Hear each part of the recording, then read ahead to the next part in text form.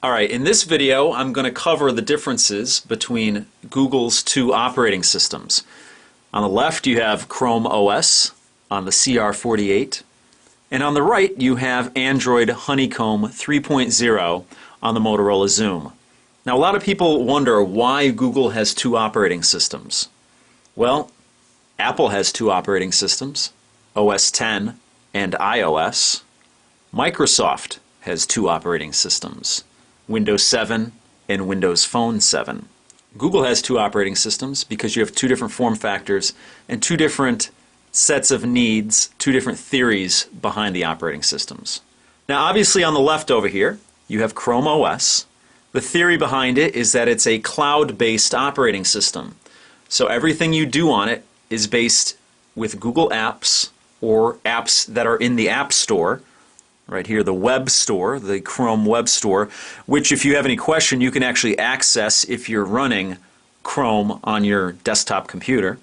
There are some signs of local storage. On the CR48 there is an SD card slot. As of right now you can't really use it to put anything on it. You can use some web-based programs to access pictures on an SD card, but as of right now that's pretty much the limit of it. So the theory behind it is very secure, very locked down, web-centric computing. And you have the conventional form factor, which right now is in the form factor of a netbook, where you have a keyboard, you have a mouse pad, you have a webcam. And it's a clamshell form factor where you can close the device like you would a laptop.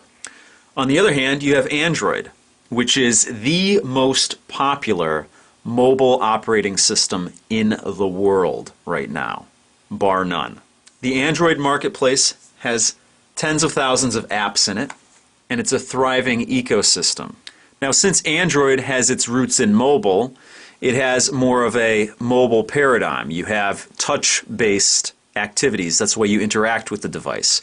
You have customizability, where you can put your widgets, your apps, wherever you want. As you can see, I've customized my device here.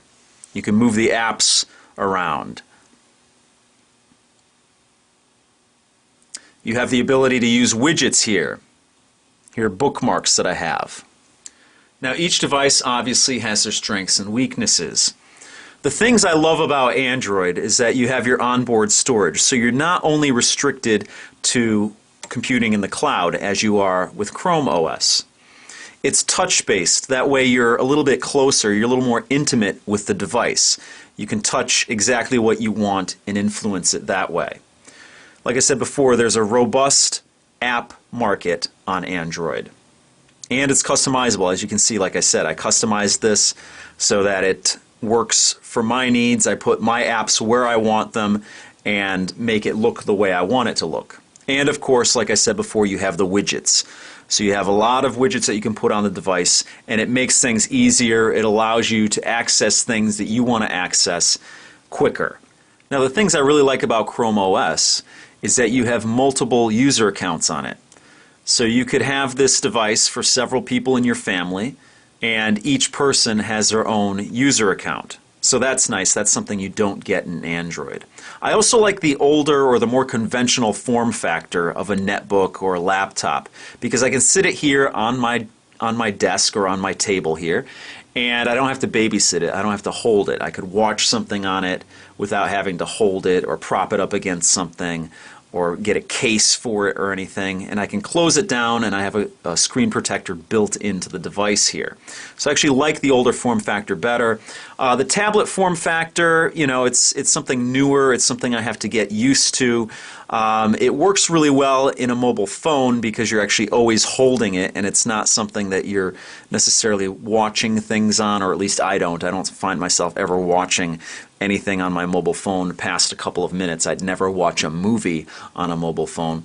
So having a tablet where you might watch, you know, a longer YouTube video, or you might even get into maybe watching a video or something, like a movie or something, it's a little more, you know, it's just like a magazine or a piece of paper that you actually have to prop up and hold.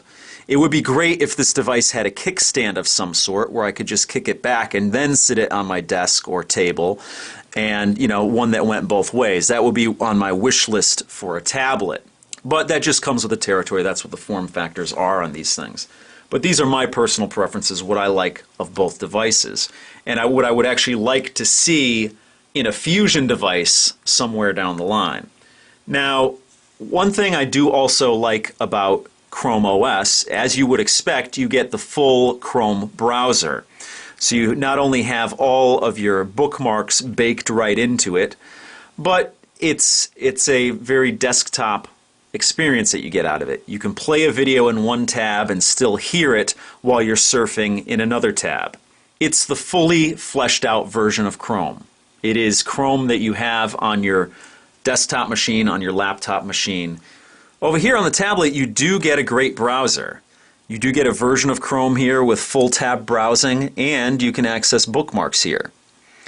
But it's a little more of a mobile version. Whenever you go to a website, it always pulls up the mobile version. You'll have to scroll down and select the actual desktop version when you go to it. Also, if you play a flash video or something in one tab and you move to the next tab, everything in that first tab is paused. You don't have all the Chrome plugins that you do on Chrome OS that you can put in here.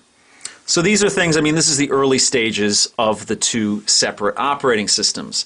It has been said by people from Google that they foresee the two merging into one at a later date, or at least crossing over where they meet a little bit more in the middle. My perfect device would be a merge between the two. I love all the functionality of the full Chrome browser, and like I said, the multiple user accounts. I'd love to see that integrated into Android. Asus is coming out with the Asus Transformer, which is pretty much a tablet, similar in size to the Motorola Zoom, that docks into a keyboard and clamshells into basically a netbook. I'd love to see that in person.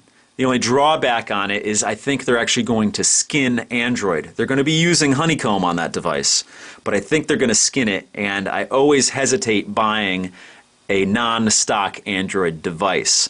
But that device seems like it's the closest to what I want because you have a built-in stand on it, which increases the battery life.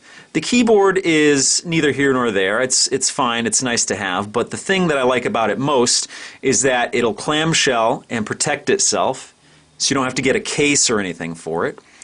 And it can stand on its own, so you don't have to, prop it up against something, or again use a case to stand it up, which is something I'm kind of against. Doesn't work for me. Now, Chrome OS has a lot of great uses, especially for businesses, because it's a lockdown system. You can't install anything on it. It's very secure because Chrome is one of the most secure browsers there is, and if you can't actually access the file system, then how are you going to put a virus on the device? So it's going to be great for companies that want to give out these devices and then use it for a virtual machine. So basically you'd use this device as a terminal to get into the program that you're using, and you wouldn't be able to affect this device or where you're using because it'd be very difficult for a virus to infect. So for that reason I see the theory behind Chrome OS. If you know anything about Chrome, each tab is sandbox, so one tab can't affect the other tab, and that would come in handy, like I said, in a business case, especially when you're using virtual machines and things of that nature. Now, another thing that is a strength of Android are the voice-to-text or voice commands. So you can actually talk to the device and make texts that way, make emails that way, do searches that way. That's something that's a real strength of Android. It's not currently on Chrome OS. However, the latest build of Chrome, Chrome 11 I believe it is, offers voice commands, which is very interesting.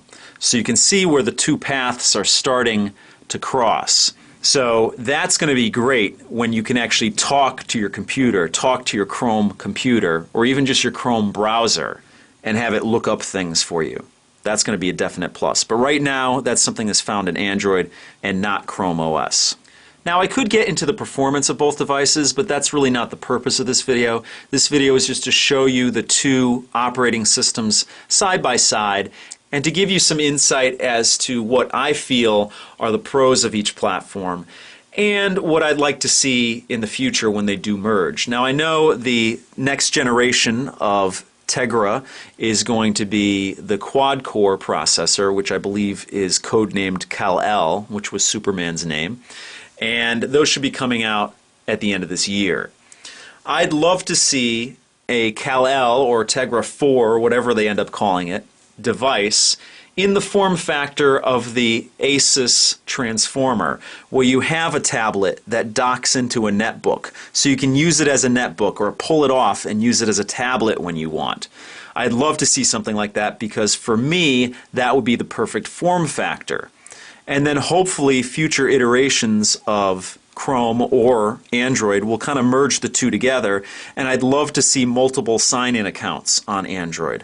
I'd love to see a full-fledged Chrome browser on the device. And I know that will probably be coming, but right now we're dealing with some limitations on mobile computing, mobile CPUs and GPUs.